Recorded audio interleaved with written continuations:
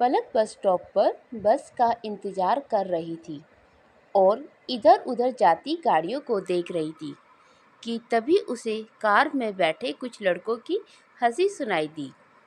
ध्यान से देखा और पहचाना, अरे ये तो मेरा रमन है। वो इसी अचरज में थी कि रमन और कार में वो कैसे।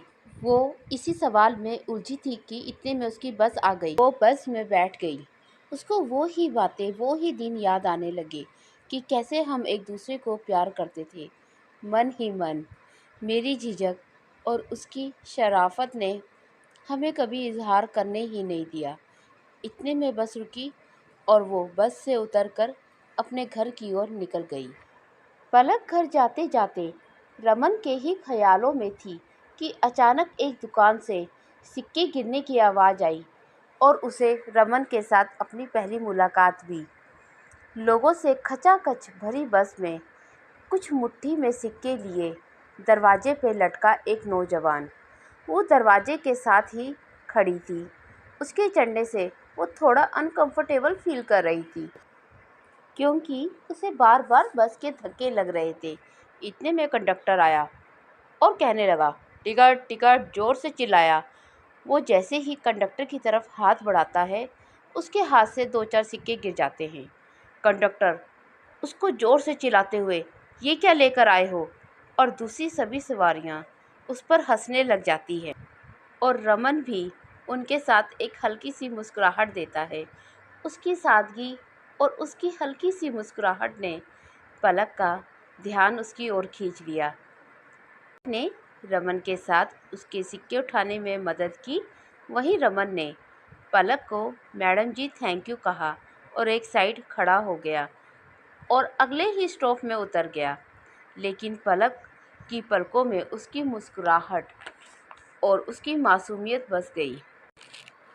दिन बीते, ये मुलाकात भी बीत गई, पर कुछ समय बाद दोनों एक ही जगह इंटरव्यू देने आए। कोई कॉन्ट्रैक्ट बेसिस पर निकली थी नौकरी शायद। वहाँ दोनों आपस में टकराए। रमन उसको देखकर नजरें चुराने लगा। शायद सिक्कों की शर्म होगी, पर पलक रमन की ओर आई और उसे हेलो बोला। तभी रमन, मैडम मैडम जी हेलो, आप कैसे हो? पलक, मेरा नाम पलक है। और आपका? रमन बोलते हुए भी थोड़ा सा हकला रहा था। रमन, उसकी झिझक, उसकी शर्म शायद पलक को उसकी ओर खींच रही थी।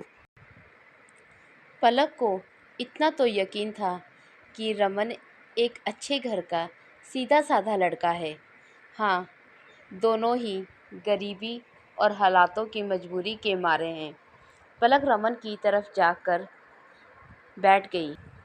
दोनों इंटरव्यू के बाद अपने अपने घर को निकल गए। कुछ दिनों बाद रिजल्ट आया और दोनों का सिलेक्शन हो गया। आज उन दोनों की ज्वाइनिंग थी। फिर दोनों आपस में टकराए।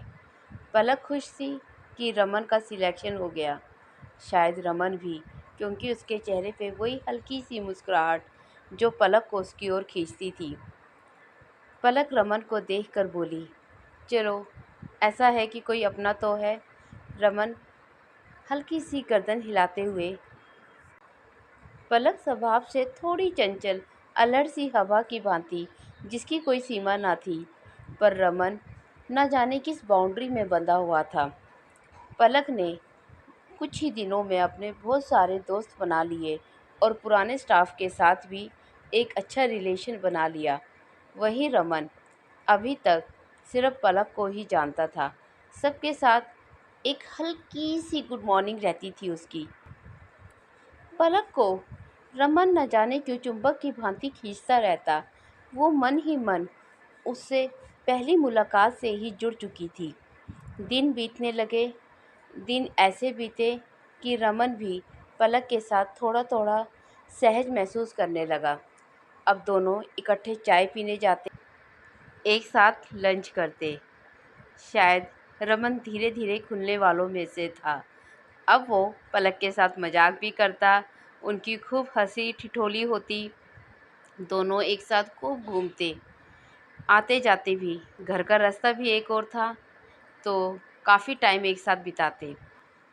पलक को आज भी याद है बारिश वाला वो दिन, एकदम काला अंधकार मौसम, इतनी तेज कड़कती बिजली। दोनों कैंटीन में चाय पीने के लिए आए थे। दोनों ने चाय पकड़ी कि तेज से बिजली कड़की और पलक ने रमन का हाथ पकड़ लिया। आज उसने उस हाथ को पकड़ते ही एक अजीब सी कंपन महसूस की। ऐसी कंपन कि वो अपने मन के अंदर की उथल-पुथल को समझ नहीं पा रही थी। अपनी धड़कन, अपनी हार्ट बीट इतनी तेज उसने कभी महसूस नहीं की थी। वो अपने मन के अंदर की सुनामी को समझ नहीं पा रही थी। उसकी एक हल्की सी मुस्कान, उसके चेहरे में एक अलग सी चमक थी। वही रमन पलक को बारिश से ऐसे बचा रहा था जैसे कि कुछ गंदे लोगों से बचा रहा हो। दोनों के चेहरे की चमक देखते ही बनती थी। कोई भी देखे तो समझ जाए कि दोनों आपस में बहुत प्यार करते हैं। थोड़ी देर बीती, बारिश थमी और वो अपने अपने डिपार्टमेंट में चले गए। पर उस छुअन, उस एहसास में दोनों शायद पूरा दिन भीगे थे। दिन बीता। अगले दिन रमन पलक की ओर आया और उसे गले लगाते हुए बोला कि मेरी नौकरी लग गई है। पलक हैरान, उसके तो पैरों तले जमीन ही खिसक गई। रमन रमन के बिना उसको कल्पना करना भी आसान ना था। Oh Palak, you are very lucky for me. तुम्हें पता है, जब से तुम मेरी ज़िंदगी में आई हो, मेरी तो किस्मत ही खुल गई। इस नौकरी की पता मुझे कल्पना ही नहीं थी। कितने साल पहले भरी थी मैंने? 3-4 साल हो गए शायद, और मैं तो भूल भी चुका था। सडनली जॉइनिंग लेटर आ गई और कल ही ज्वाइन करना है। बहुत खुश हूँ मैं, मेरे सारे सपने पूरे हो जाएंगे। पलक एक हल्की सी मुस्कान देते हुए ऑल द बेस्ट, और उसकी आंखों में आंसू था, शायद उससे बिछड़ने के लिए। रमन अपनी पैकिंग के लिए निकल गया, पर पलक वहीं पार्क में बैठ गई और सोचती रही कि मैं कैसे उसके बिना जीऊँगी। ये प्यार तो ना था, मैंने कभी नहीं बोला, उसने कभी नहीं बोला, तो ये कैसा एहसास है जो मुझे खाली कर रहा है, मुझे अंदर ही अंदर मार रहा है। अचानक से फिर से मौसम ख़राब हो गया, तेज़ बिजली कड़कने लगी, आंधी चलने लगी। पलक वहीं पार्क में बैठी कि बारिश भी होने लगी। उस बारिश के बहाने उसने अपने आंसू भी बहा लिए।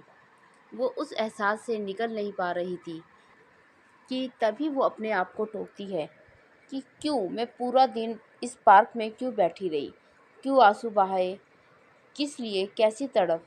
कभी रमन ने नहीं कहा कि वो मुझसे प्यार करता है, कभी मैंने रमन को नहीं कहा कि वो मुझसे प्यार करता है। हाँ, 2 महीने की दोस्ती, शायद दोस्ती जिसने हमें एक अलग एहसास महसूस करवाया। मेरा भी पहला एहसास था, शायद जो मैं समझ नहीं पाई। इसी तरह अपने आप को समझाते हुए वो घर को निकल गई। पलक घर का गेट खोलती है कि तभी माँ गुस्से में, कहाँ थी अब तक? पता है ना, लड़के वालों ने आना था, देरी कर दी। एक तो इतनी उम्र होगी, इन बच्चों को तो अक्ल नहीं है। माँ का गुस्सा 7वें आसमान पर था और पलक की उम्मीदें ज़मीन पर, फर्श पर गिरे थे उसके सपने। वो हाथ मुँह धोकर आती है और लड़के वालों के लिए चाय पानी लेके जाती है। सभी को पलक बहुत पसंद आती है। उनका रिश्ता भी पक्का हो जाता है और रमन और पलक की कहानी अधूरी कहानी बन जाती है।